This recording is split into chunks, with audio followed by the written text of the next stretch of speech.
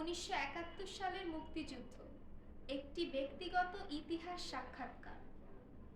এখন আমাদের সাথে আছেন একজন এমন ব্যক্তি যিনি মুক্তিযুদ্ধের সময় জীবিত ছিলেন এবং যুদ্ধকে দেখেছেন। আপনার পুরো নাম কি? মোহাম্মদ সেলিম। আপনার বর্তমান বয়স কত? 70-71। মুক্তিযুদ্ধের সময় আপনার বয়স কত ছিল? 13-14। যুদ্ধের সময় আপনি কোথায় থাকতেন? পুরানো ঢাকা। সেই সময় আপনি কি করতেন?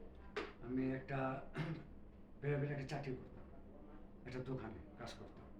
1971 সালের যুদ্ধের সময়ের ব্যাপারে আপনার কি মনে আছে? এতে তো আমার সবই মনে আছে, যুদ্ধ কীভাবে লাগছে, কীভাবে যুদ্ধ হচ্ছে, চোখে দেখছি, সব কিছুই দেখছি চোখে নিয়েছে। শুরুর সময়ের কোনো ঘটনা যা আপনার মনে আছে? হ্যাঁ, যে 24 রাতের 24 তারিখের যে কাল রাত যে ঘটনা ঘটেছে, পাক বাহিনীরা আমাদের বাঙালির সাথে, আমাদের পুলিশ আনসার সবার সাথে যে অত্যাচার জুলুম করে মারছে, সারা রাত মারছে, অনেক জুলুম করছে, অত্যাচার করছে 25 তারিখের রাত।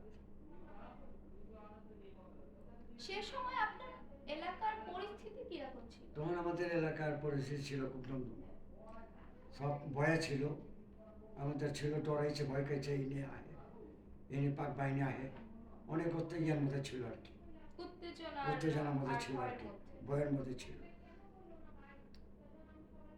আপনি কি সেই মুহূর্তটি আবার আরো বিস্তারিতভাবে বলতে পারেন? এতে ও রাত তো গেল, পরে বাজে দিন দিন কার্ফু, 1 ঘন্টার জন্য কার্ফু ছাড়তো বাজার বাজার করার জন্য, আবার কার্ফু দিত, এরকম 5 দিন ছিল। 6 দিনই কাল একবার, এই 9 মাস একবার সব লাইন বন্ধ করে দিল, কারেন্ট ছিল। এই রাজাকার আলবদর এরা মানুষের বাইক বাইক এসা ভয় দেখাইতো, খাওয়ান লেগে যেত, খুবই ডর দেখাইতো, ভয় দেখাইতো, অনেক করতো আর কি, লুটপাট করতো, অনেক জুলুম করতো। আমাদের এখানেও পুরান ঢাকা কয়েকজন রাজাকার ছিল, এরাও, এর মধ্যে আমিও মুখোমুখি পড়ছি।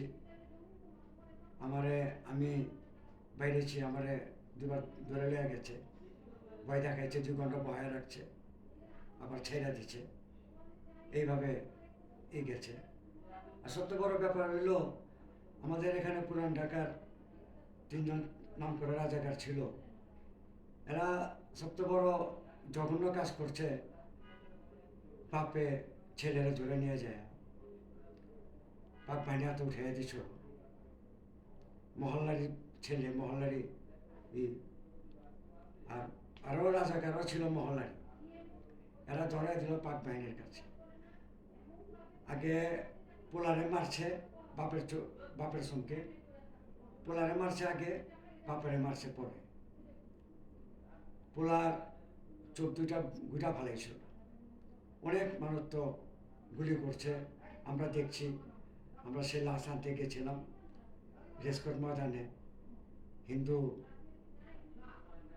পূজা যেখানে করে, কালী মন্দির বলে, ওখানে বাপের পোলার হাতে পায়ে বাইন্দা, চোখ বাইন্দা ফালায় রাখছে।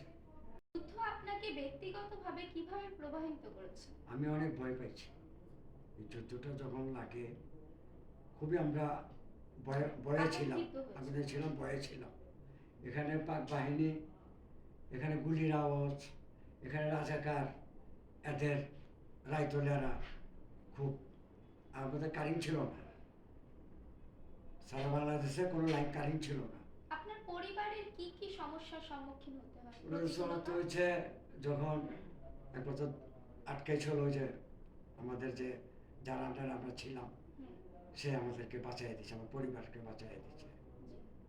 সে বলছে যে আমার লোক, আমি পাঠান। আপনাদের কি প্রাণ রক্ষার জন্য লুকাতে হয়েছে বা হ্যাঁ, পরিবর্তন করতে হয়েছে জায়গা? তখন আমি জায়গা পরিবর্তন করে আমরা গ্রামের দিকে চলে গেছিলাম, পরিবার গ্রামে পাঠিয়ে দিয়েছিলাম, ওখানে পাঠিয়ে দিয়েছিলাম। ওখানেই ছিল। আপনি কি কখনো বিপদে পড়েছিলেন? জি, আমার কয়েকবারই, প্রায় 2 বা 3 বার রাজাকাররা, আমরা যখন বেরিয়েতাম বাসাতে, আমরা যখন আন্ধার ছিল, অন্ধকার ছিল, যখন দিনে একটু বেরিয়েতাম, তখন তারা ধরে নিয়ে যেত। ধরে নিয়ে আমাদেরকে, এরা খুব ভয়ে থাকতো, লুকায় থাকতো আর কি। আপনার চারপাশের মানুষ কিভাবে পরিস্থিতির মোকাবেলা করেছিল? তখন যখন বললো যে আস্তে আস্তে একটা যুগ উঠলো যে বাহিনীর আসতেছে, তখন পুরা গ্রামের মানুষ, মহল্লার মানুষ, 5-6 গ্রামের মানুষ, তখন গরম পানি, মরিচের পানি, ইটা পাথর, সবাই সবার ছাতে নিয়ে, প্রস্তুতি নিয়ে, সব কিছু নিয়ে আসলো। তারা তখন ওইটা নিয়ে মোকাবেলা করছে। বাংলাদেশের স্বাধীনতা সম্পর্কে আপনার কি মনে আছে এবং এটি আপনার জীবনকে কিভাবে বদলে দিয়েছে? অনেক আনন্দ, অনেক কষ্টের বিনিময়, অনেক রক্তের বিনিময়, অনেক কিছু ত্যাগের বিনিময় আমরা একটা স্বাধীন দেশ পেয়েছি। আমরা অনেক খুশি, আনন্দ।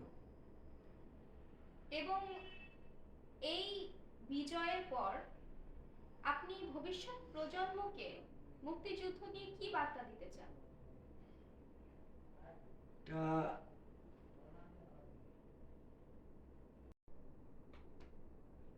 এটা বাচ্চা যে যেটা, এটা আমাদের পরিণত যারা আছে, পোলাপান, নায়নাক্কু, সামনে যারা আসবে ভবিষ্যতে, তাদেরকে এটাই বলবো যে দেশকে সম্মান করো, মুক্তিযোদ্ধাকে সম্মান করো।